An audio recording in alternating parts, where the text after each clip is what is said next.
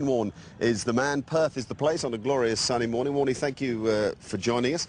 Mate, we're going to go through some of the aspects of leg spin that you feel are important and talk about some of the principles that have made you so successful. Let's begin with the grip, because you've got a looser grip than a lot of youngsters. Yeah, I think one of the most important things is the grip, is you have to feel comfortable with your grip, but as long as you're doing the basics right, you haven't got the ball too far in your palm like that, which, you know, if you haven't got it too close and too far in there, it's just about hard to get the ball to actually spin the ball. You need to have a bit of a gap in between there so you can actually get the leverage to actually spin the ball.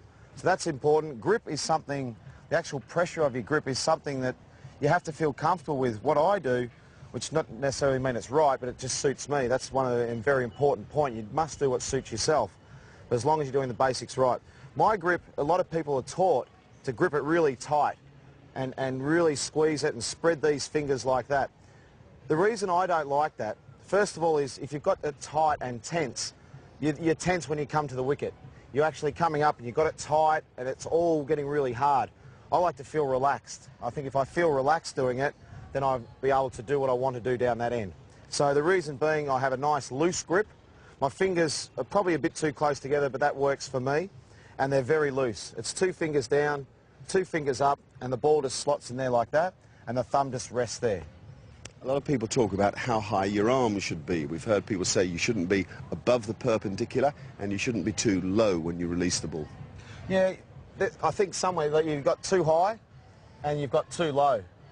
I think somewhere in between there is about where mine sometimes gets a little bit too low, but most of the time it's around that sort of area. I'm not sure what sort of degrees that is, but that, I think, enables me to get maximum spin from my deliveries, and also my variations. Generally my wrong and my arm will be a little bit higher, but generally my leg break will be working about that sort of angle. So I've got my run up, I'm here, I know exactly what I'm going to do. Now I start to build it up.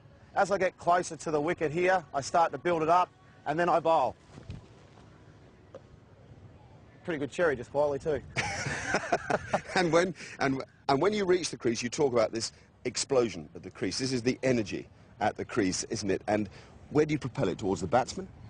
Well, I'm a little bit different. A lot of people, I know I'm a bit different in some things, but a lot of people, what they think about... in every way there is, mate. Thanks, Mark. But what a lot of people think about is they think about a spot on the wicket. They think about certain different things. I actually think about what shot I want the batsman to play. Whether I want him to push him back and defend, whether I want to draw him forward to drive, whether I want him to try and sweep, whether I'm trying to push him back on the back foot. So that allows me to bowl exactly where I want, rather than focusing in on a spot or anything like that. I think about what I'm trying to get the batsman out. I've got my plan. I'm trying to work that plan to get them out.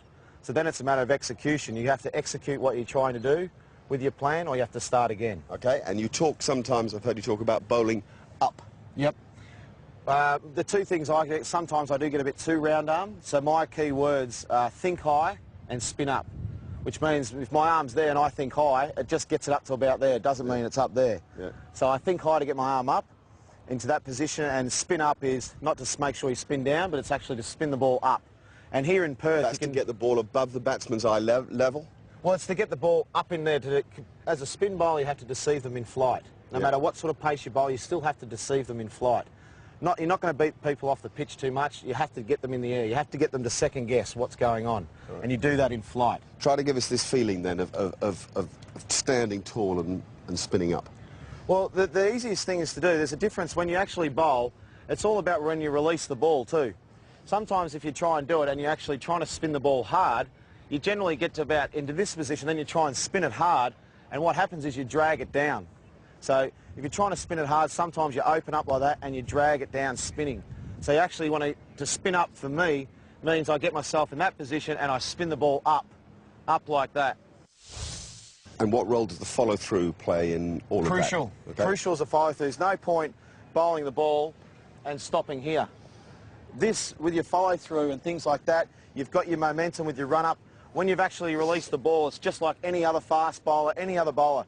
You must make sure you follow through, and that's where your hips and everything else drive. You follow through and you come right through the ball, and everything's at the target. There's no jumping in or angles like that. It's all straight at the target, and the target's the batsman. So you bowl the ball. Once you bowl the ball, you're actually following through, all your weight's going forward. That helps you get that shape and dip and spin and all those nice things. Let's get on to the four main deliveries you've got, Shane. Firstly, the leg break. The leg break, basically your wrist is in that position with the back of your hand facing your face, and that's how you bowl your leg break from right to left. That's how it goes. And then from there, you've got different versions of that. You've got more overspin with the leg break, you've got more side spin. They're all the different variations of the same delivery. But that's the basic leg break. So the back of the hand's pointing at your own face. To me, yep. Yeah. Then if you want to bowl an overspinner, it's basically just go straight over the top like that.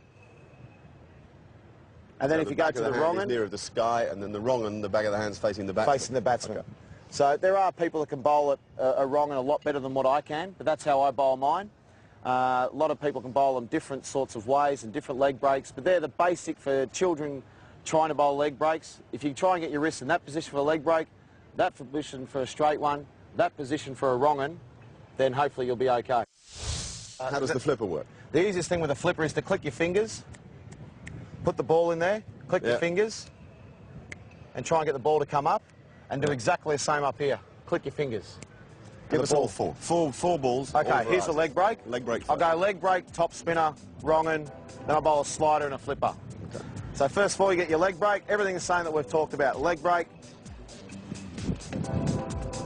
Okay, so that's got the back of the hand facing you. Yep. Then the overspinner or top spinner. Back of the hand heading towards the sky. Then the wrong un.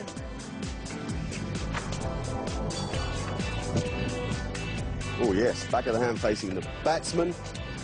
Slider. Slider with the seam. I'll do the seam down this way.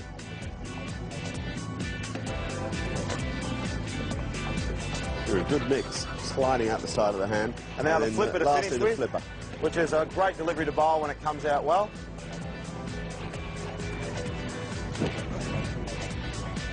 Okay, great to watch those. And just to finish, some thoughts for youngsters, because, gee, you guys get smacked over the boundary ropes too often for kids to stick with the art sometimes. A couple of basic things I need. First of all, you need to be best friends just about with a captain, because they're the ones going to try and keep you on. You need to have a lot of love from everybody, because it's hard and it can be embarrassing sometimes. And also you've got to have a bit of courage. No matter what's actually happening, you've got to be able to throw it up, and getting hit for six sometimes can be fun. You mightn't like it, but no matter how far it goes, you get a chance to bowl the next ball, whether it's a different ball or whatever, you get a chance to bowl it again. So for the dads watching, just make sure you give them lots of encouragement and try and spin the ball.